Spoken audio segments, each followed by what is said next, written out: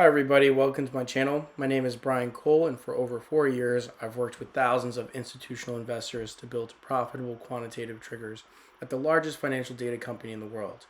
My aim is to share the knowledge I've absorbed in these interactions with you to help you make better decisions in the stock market. Seeing the value this quantitative data was able to bring to my clients inspired me to create a comprehensive platform for retail investors to be able to stay on top of profitable opportunities in the market.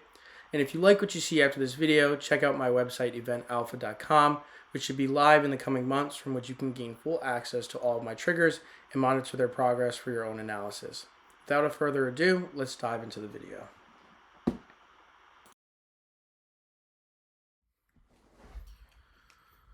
Okay, so before we jump into any individual names, first let's look at the bigger picture and what is affecting the market overall. Over the past 2 months, the S&P has experienced some downturn and choppiness due to growing concerns in the market.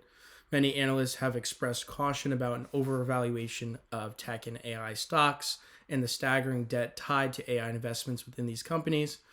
And honestly, it's no surprise we recently saw a pullback in the sector. Granted, the Mag 7, which is all heavily AI invested companies, made up about 35% of the S&P, and AI stocks accounted for 75% of S&P's 500's gains and 80% of earnings growth since late 2022, ultimately making this AI boom the strongest industry-specific dominance we've seen in the S&P's history. And as many of you know, what goes up must come down, and with a dominating rally like we saw, it's due for a pullback eventually. Second, there's an uncertainty around our interest rate policy from the Federal Reserve. What we were initially anticipating to be a cut in December is now in question. And while many believe a cut is in store and generally regard rate cuts as bullish, it's always important to acknowledge the reasoning for that cut, as that will truly determine the direction of the reaction.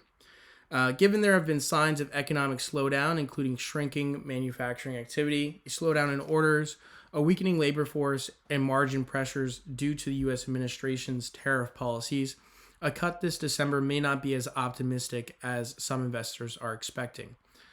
Despite all of this, the S&P recently has been trying to recover over the past 2 weeks from its drawdown starting on October 29th, and only time will tell whether this mini rally is an early signal of strength returning into the market or a trap for bullish investors.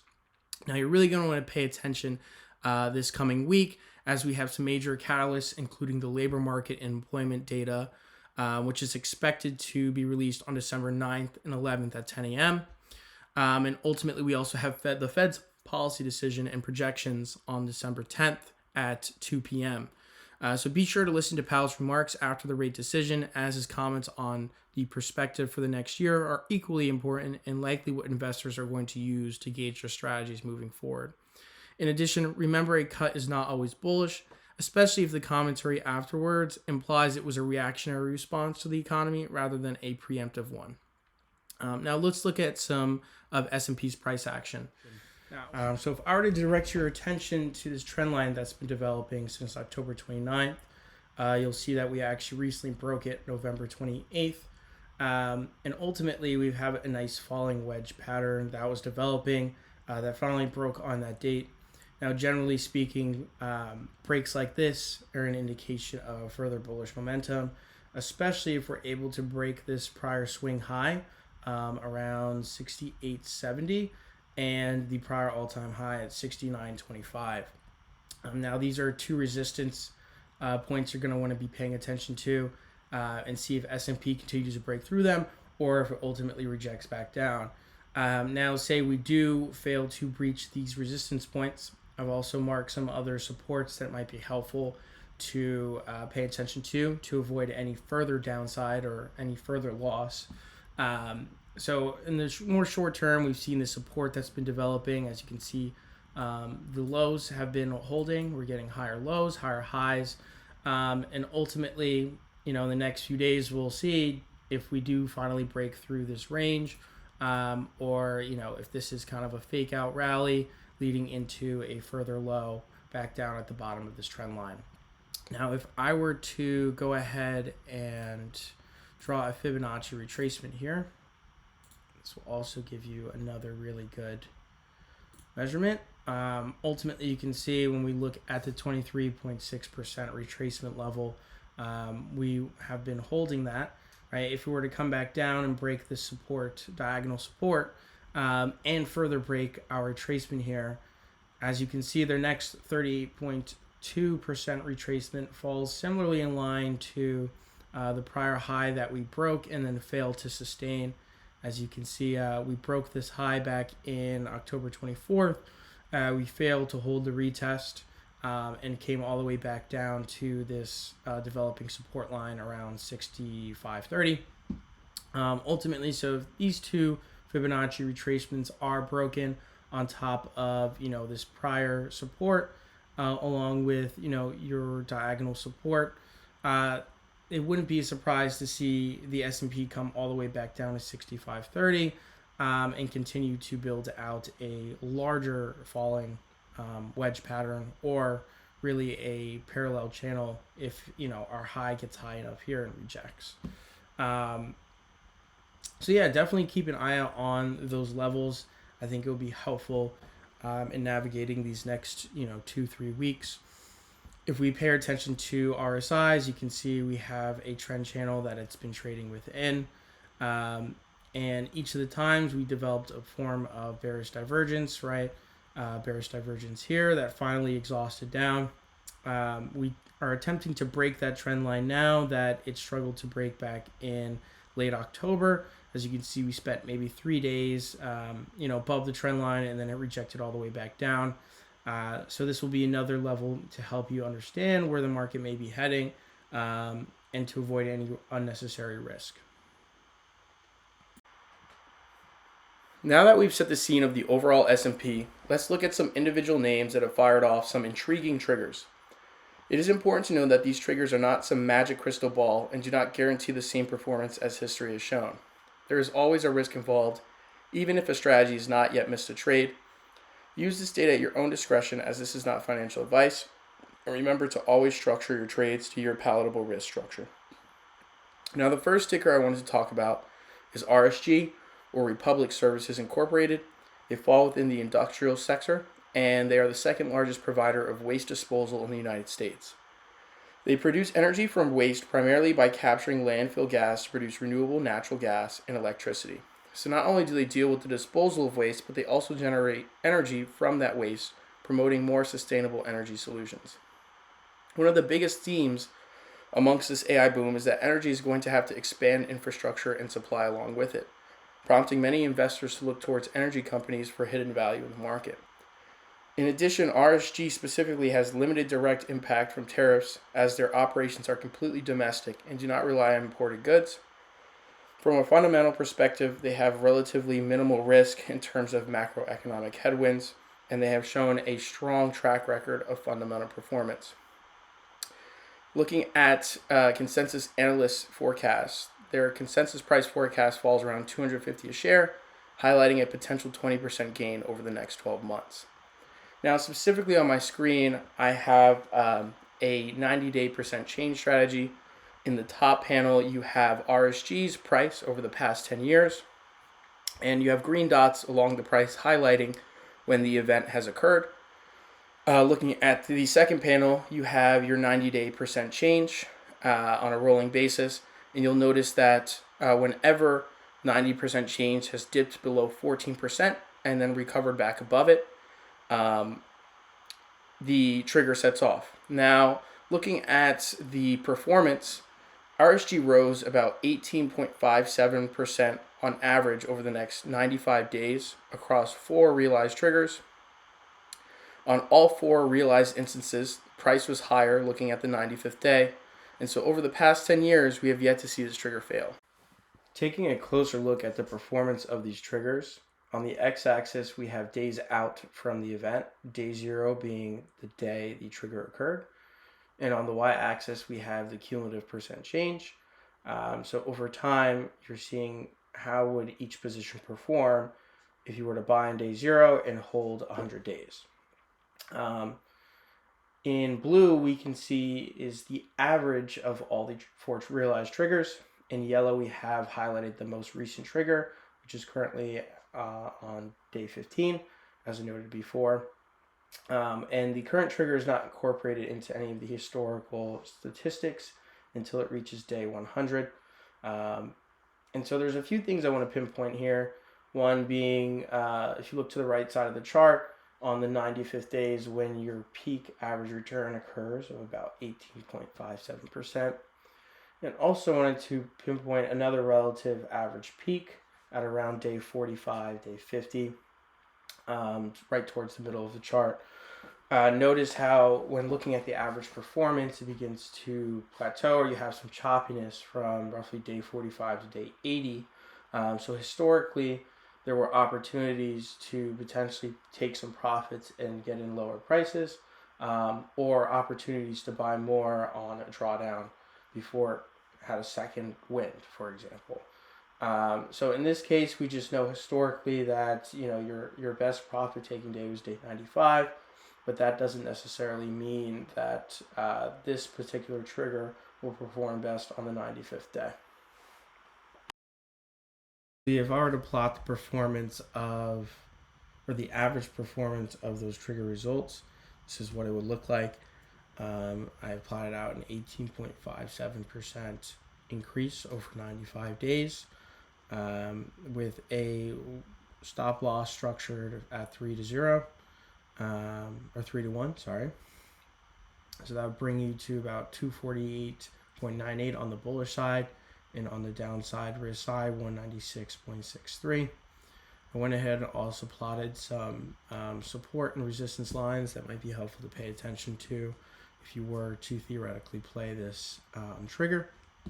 Now, the first thing I want to pinpoint you to is the bullish divergence that we experienced at the start of 2025. Between these two support points, right, which with RSI and price action. Ultimately, when we came back to retest that support line again, it broke through, and on the pullback, it rejected, right, and went on to realize our lower point. The second support, right, is our bullish divergence that we experienced at the start of 2025 to November, where you're having higher lows. In this case, but lower lows in RSI. And as you can see, it also falls along some earlier support reversal points, right? And so ultimately, if it were to break down below the support, this could be a good threshold to cut loose, for example, if you were bullish. And ultimately, if you are bullish, you want to see this resistance that's been developing to break upwards, and ultimately you may face some resistance at this support line or prior support line, now resistance, on the way up alongside your MA that's likely going to come down maybe to like 230, right, over the course, even if it were to start to increase over the time frame. So looking at another trigger for RSG is RSI. What we're seeing here is every time RSI dip below 20 and cross back above, it will signal in the top panel within the price action.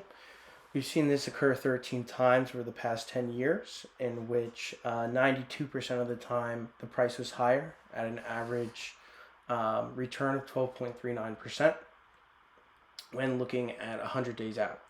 This trigger is currently on the 23rd day. And when we take a look at the cumulative performance of the various triggers, very little of the triggers actually end up negative at any point in the duration of the trade. And so it's currently performing very much in line with the average performance. Not to say it will continue to do so. But here we can visualize and see, leading up to the 100th day, where you arrive to around that 12.5% return on average. So I also went ahead and plotted what price action would look like if it followed it closely in line with the trigger of RSI. I went ahead and plotted a 12.37% return from the trigger price on November 4th of 208.13. And similarly, I set the risk loss structure to 3 to 1, putting downside risk at about just 200 and upside potential to 234.24. All the support and resistance lines I noted before also hold true here as well, right? You're going to likely see the MA start to come down. And so these two will likely be resistance points that are experienced if you should continue to see an upside breakthrough of this resistance. To continue the theme around energy, the next ticker I'd like to highlight is DVN, or Devon Energy Corp. They're a major independent U.S. oil and gas producer focused on exploring, developing, and producing hydrocarbons. They recently had a strong earnings release, Q3, beating EPS consensus by about 12%, revenue consensus by about 5%, and had a strong report of operating cash flow and free cash flow of $1.7 billion and $820 million alike. Consensus forecasts place its expected price around 43.86, prompting a potential 17% upside. Their business model is structured around returning value to shareholders through a dividend plus a variable dividend based on performance, making DVN a strong dividend company with historically strong dividend distributions. It was noted that on top of a strong financial performance, DVN recently has focused on lowering their debt and capital spending amidst higher returns, potentially impacting the future performance of the stock positively in later earnings releases. Now, what I have on the screen is a strategy called Trender, which uses a measurement of volatility called ATR to identify breakouts of a range. Ultimately, whenever these breakouts occur, it's often an indication of a change in environment and likely a shift in trend. And so you'll see when you have a highlighted green line under the price action, it is currently live, saying it is likely to continue going in upward momentum. When you see red above the price action, it is shifted to down, likely indicating there was a break downward and it is probably going to continue in that direction. And as you can see, we recently had a trigger today on DVN, which it broke out of that ATR range. You can see above it in the trigger, the ATR band is offset. And ultimately, we can see when looking about 78 days, on average, you received a return of 21.77% with a win rate of 62.5%. Now, granted, it's a lower win rate, right, but there's a larger profit factor at play here of 5.45, meaning that on average, your wins are 5.5 times larger than your losses. And you can see that where in the top row there, our average win return is about 40%, and the average loss return is about 7%. And so with that being said, if the profit factor were to continue to perform at that rate, it would require a win rate of 50.5 to break even. So performing at 62.5% historically, that more than beats that 15.5%. So when we look at the performance of the RSI triggers, just to summarize again real quick, the x-axis is days out from the trigger. The y-axis is your cumulative return over that time. We can see the average return in blue reaches that 21% return around the 77th day. Some other things to note here. If you look at the first 20 days, you do see in some instances the price draws further down as much as 10%.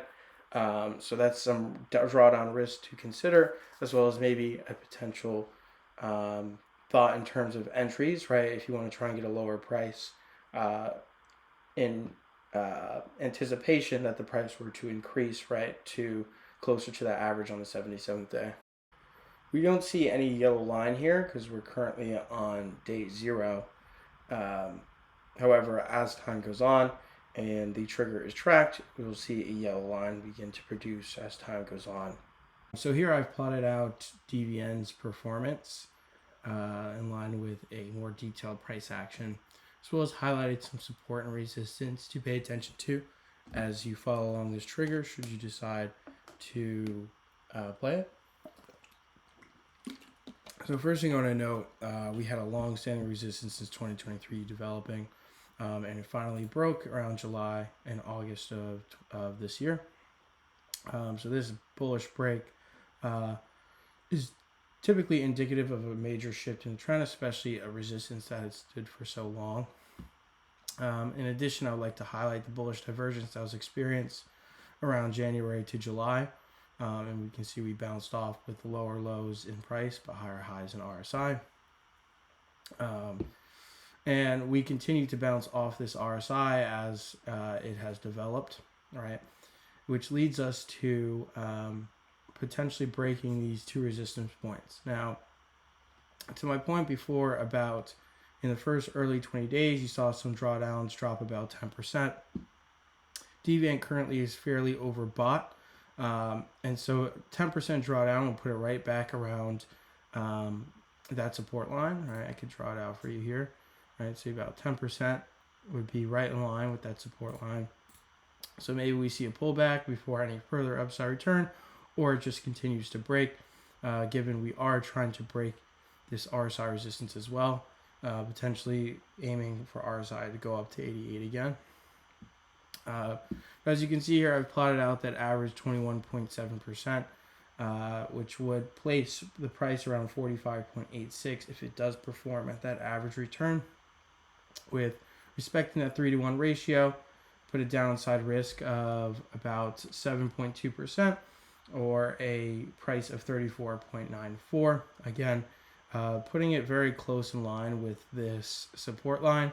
This could be a really good guide. If this breaks, it could potentially a sign that this is a nullified break, and we go on to retest this now support lower down by this low, or it just continues to consolidate, for example, and doesn't do much. Last ticker I want to talk about today is GRMN, or Garmin, which falls in the consumer discretionary sector. They make GPS-enabled devices and tech that help people track and navigate in various activities, from fitness, outdoor activities, to marine, aviation, and automotive uses. An increasing conversation in the U.S. is our problem with obesity.